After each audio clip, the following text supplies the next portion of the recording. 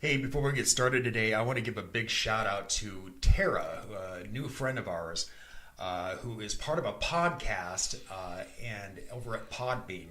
And the podcast is called Three Spooked Girls, and they kind of do what we do here. They talk about everything weird and unusual, that kind of thing. Spooky. Spooky, yeah.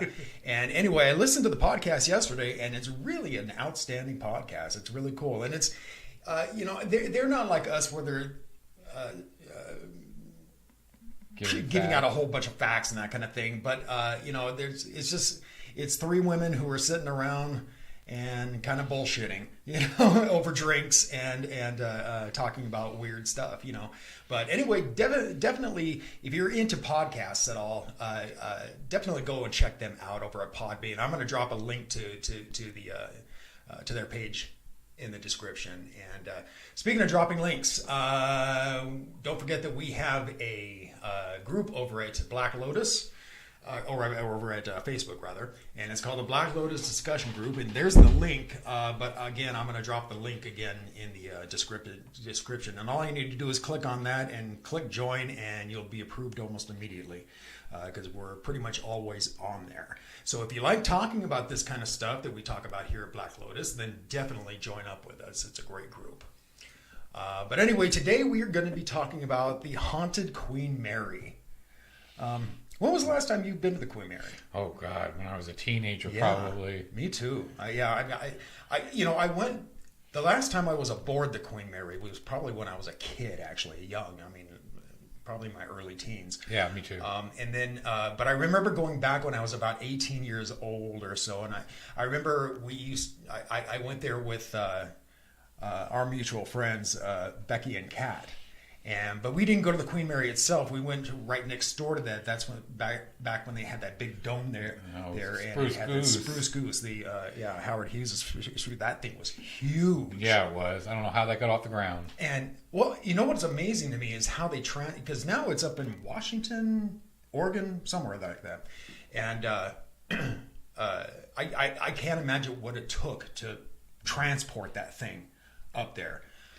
But the Queen Mary actually dwarfs that, and it's actually said to be like 2 times larger than the Titanic was. Amazing. Yeah. Oh my God. And it's a huge ship. It really is, and it's absolutely beautiful inside. I mean, it was luxury. It was created to be a luxury cruise liner, kind of like the Titanic. I mean, but this even more so. I mean, it's just absolutely beautiful inside.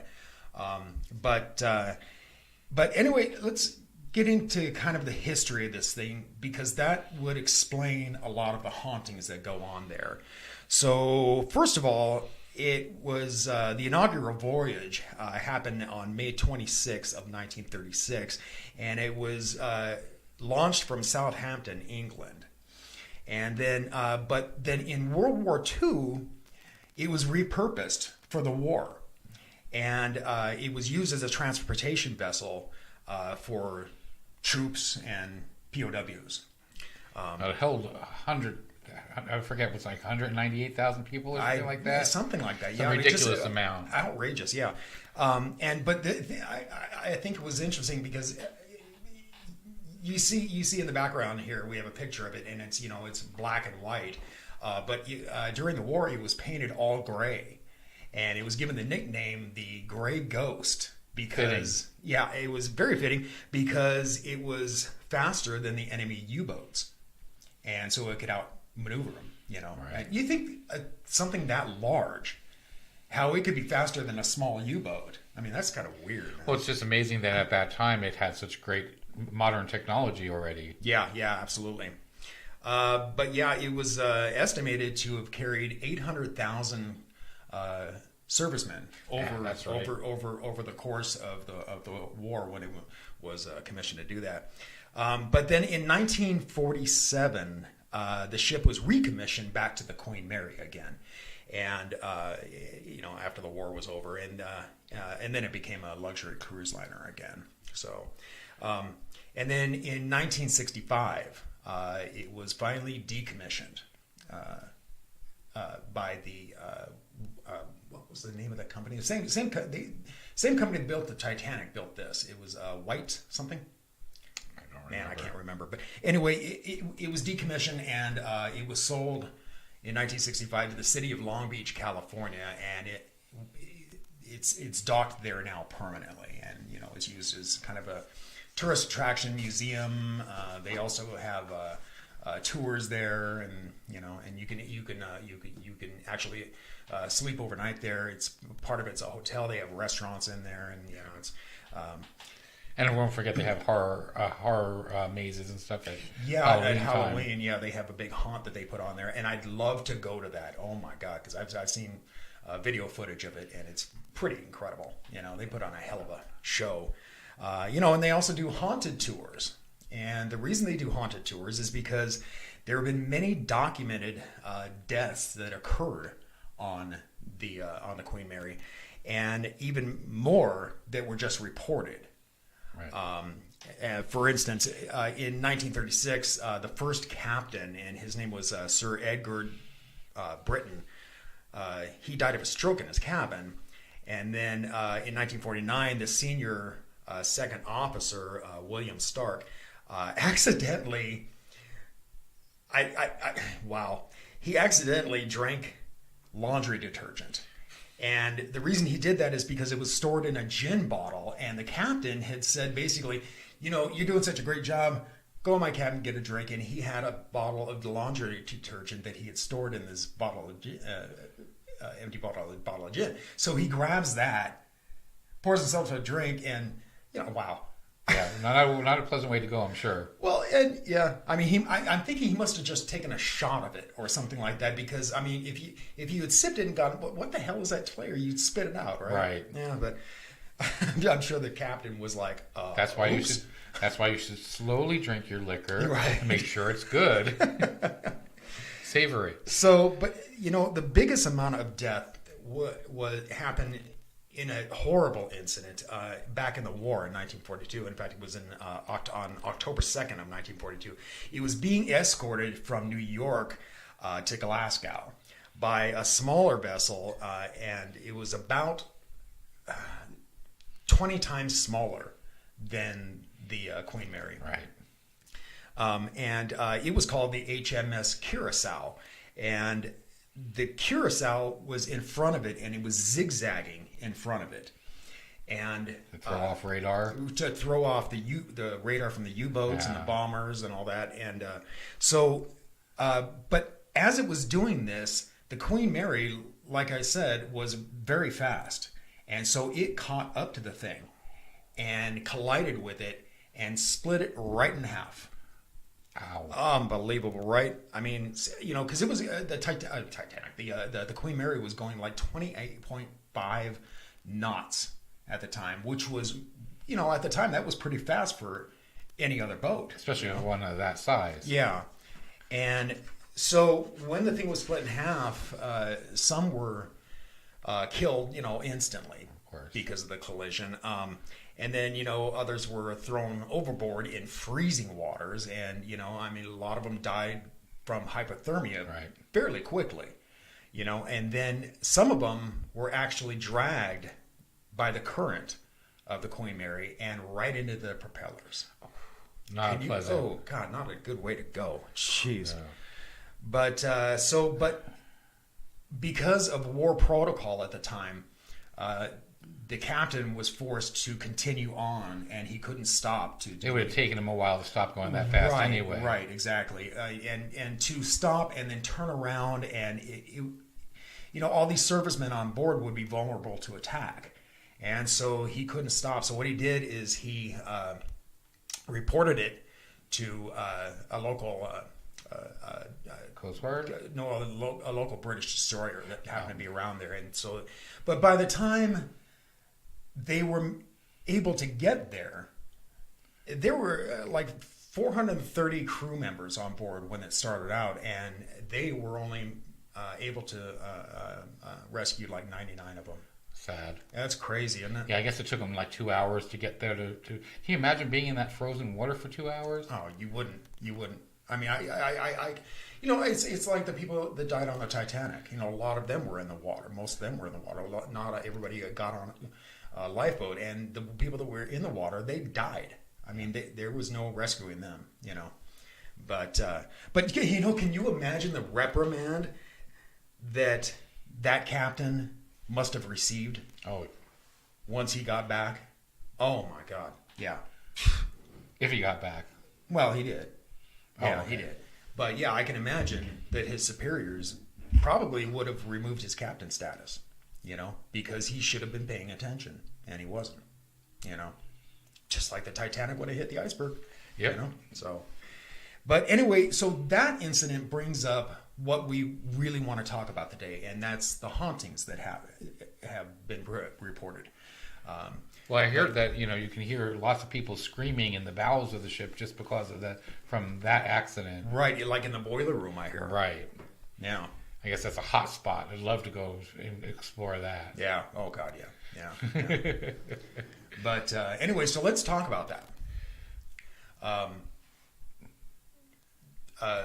There's that the occurrences in the boiler room, but then the Queen Mary has two big pools in it, and people have drowned in these pools, and there's like two women, I guess, that have been reported there that are out of time. Right. Like one of them is dressed in kind of Victorian garb, from like back in the 30s. 30s, yeah.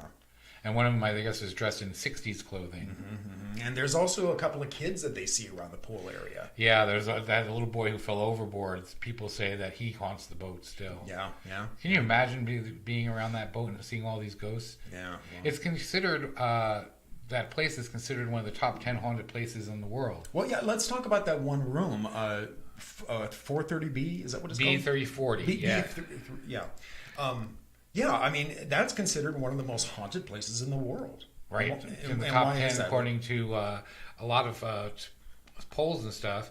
Well, I guess you can go and stay in that room even now. That's one of the rooms that are allowing you to stay in again. But it costs a pretty penny to do it. Right here. Yeah, it costs $499 per night. Yeah. Per person, I would imagine. Per person, and it's 4 p.m. to 11 a.m., so you're not even getting a full day there.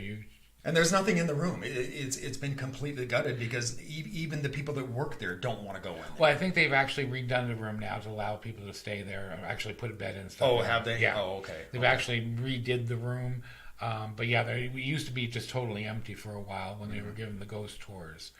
But I guess people hear the people knocking at their door in the middle of the night. Sometimes they have complaints that the bathroom lights turn on and off by themselves. The faucets turn on and off. Sometimes they get their bed covers ripped off of them by unseen forces. Mm-hmm. That would scare the heck out of me. Wow, yeah. That something like that occurred to me once. I was staying at this old hotel in New Orleans. That's back when I had that Vicious Riders thing, and a whole bunch of us went down there to meet and everything. And anyway, my partner, my business partner at the time, and I shared a room at this place. And the TV was going on over and over and over. So it would turn on and it would be nothing but static. And then so I wake up and turn it off. And then about 20 minutes later it would happen again. And this happened throughout the night. And it was really weird. I mean, and our bed covers didn't come off of us or anything. But I thought that was really weird that this... Yeah. Well. And so, but here's the weird part about it is that I got up and unplugged the damn thing, and it continued to happen. Yeah, I don't think I would have been sleeping that night. No. I didn't get any sleep last night. In fact, I got up and I was like, "Fuck it, I'm going to go to the bar." I told Jeff, I said, "You can stay here if you want, but I'm out of here." It freaked me out. I guess also the bathroom door would open and close on people, and they also would wake up sometimes and see a dark figure over at the end of the bed staring down at them. Oh, really? That would freak me out. Ghost shadow people freak me out. Yeah.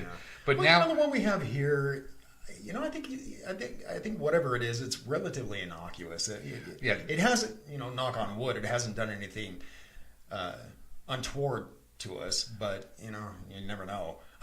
One of the things I found interesting is that when they've redone the room now, they've also put in things like a Ouija board and a crystal ball and tarot cards and talk about even adding to the fire. Yeah, I mean, really, come just on. inviting it to happen. But I suppose that people, if they're going to pay that kind of money, that's what they want. They want something coming in. So of course. Yeah. But I thought another interesting one was about the chef on the boat. Supposedly, I guess the chef at one time was not up to standards of the crew and the gallery crew. And so since he was not a good cook, they decided to put him into the walk-in ovens. Now, first of all, I've never heard of a walk-in oven, and I wouldn't even go on and... I never would want to go walking into a walk-in oven. That just sounds real too scary to me alone. Yeah, well, you have to imagine cruise liners like that hosted a lot of people. Right. And so they would host these massive dinners. Cruise liners today still do that. And so you have to cook a lot of food at once. And so, yeah, these things are... Huge ovens. I know. I've never used one. I've been in the restaurant business forever, and I've never used one. So I can't imagine how long it has to cool down before you can walk in to get this stuff. Well, I guess they didn't let it cool down. They let him roast to death inside the oven. And what I thought was even kind of creepier, I don't know if it's creepier or not, but they actually still use that oven today to make meals for the people that can now stay there and stuff. And I don't know if I would want to know that the person was basically fried or baked to death in an oven where my food's coming from. But I did see on... What I find fascinating about this is, first of all, how bad does your food have to be for the crew members to roast you alive? But secondly, I wonder if there was some sort of power there that was possessing these people to do this. It's not unheard of for a ghost to possess a person or a demon or whatever, And so, I kind of make, this mass hysteria. From what I've seen, too, they actually use that as part of the Halloween haunt. Oh, do they? Yeah. Yeah. They don't actually go to the actual oven, but they use it as the chef is one of the spirits that haunt. Oh, it's a scene. It's a scene on one of their haunt parts. Yeah, that's pretty cool, actually. They're pretty cool and pretty sick all at the same time. Yeah. And then, of course, there was the incident that occurred. Now, this was back when it was commissioned as a transportation vessel for troops back in World War II. And they would occasionally do some word I'm looking for, tests, and one of the tests they would do is they had automatic doors on the ship in case it was sinking, and they would automatically lock, and they were these huge, heavy doors. Yeah, I saw pictures of them. They're massive. Yeah, they're like bank vault doors. Yeah. And anyway, as they were doing this test, one of the crew members on board accidentally got in the way of door 13. Door 13. Yeah. Fancy that it happens on door 13. But anyway, he got crushed in the middle of it. And and there are reports that people have even seen like a greasy or bloody handprint on the wall there. And then it kind of disappears, And but yeah, he's said to hang out right at that. Yeah, I guess I see a ghost in white overalls. Yeah. I don't know. I keep saying I'd like to go, but it sounds like we'd actually have a chance of seeing something. I'd be all right with that. I've seen enough. Well, yeah, but I wouldn't mind getting something documented on that would be awesome. Video for that. Yeah, that would be awesome. Yeah. Well, I watched a video we both actually did about from BuzzFeed about the Titanic, and there was one scene in there where they actually did catch a thing of toothpaste falling off of a shelf, and a bag going up. But I agreed with his partner, who was somewhat of a skeptic about the whole thing, and the guy had set something down on this glass shelf, and when he did, that's exactly the time when the thing on the other side fell but the off. plastic bag just stood straight up. Sure, because I think it stood straight up because that's what the toothpaste or whatever, the toothbrush or whatever it was sitting on, and so naturally it would just kind of fold up like that. So I tend to. Well, he also said he was having somebody poke him in the face. Yeah, back when he was a kid, they had stayed on board, and evidently he had heard about the hauntings, and he taunted the ghosts, and nothing happened, and so he goes back to his room, goes to bed, and throughout the night he's getting poked in the face by this spirit, and he thought it was his brother who was sleeping in the same bed with him, and he looked over at him and he was fast asleep. But I wonder if the brother was just screwing with him. I don't know. I kind of have to believe him. I thought that was kind of odd that the toothpaste fell off like that. Yeah. I Well, don't you know, agree. I'm a big believer in ghosts, but I just think in that incident, I think it was something that naturally occurred. But anyway. Well, maybe one of these days when our GoFundMe page, we'll get a GoFundMe page and blow up so we can go to spend a I'm night telling there. you, man, I would love to be able to do something like that, where we actually go out and investigate these things, and I mean, I think that would be wonderful, but finances would be Especially at $499 a night. Exactly. Yeah. That'd be $1,000 just to stay there for a few hours. Yeah. We used to have a Patreon page, but it wasn't doing us any good. I mean, guys, if you would be interested in us doing things like that, then drop a comment and we'll put that Patreon page back up again. We've knocked it out because it wasn't really doing any good. And we should be getting a merch page back sometime in the future. Yep. We are going to have. Well, we already have a merch page, but we're going to deal with somebody else because. We are unhappy with the quality. Yeah, very unhappy with the quality of the other one, and this one that I'm looking into is really good. So, and the prices seem to be better. So, but in any case, again, if you would be interested in having us go do these things, do some real investigations, we would love to do that. And so, let us know, and we'll throw the Patreon page back up, and you can donate to us. So, but anyway, let's get out of here, man. Sounds good. Okay.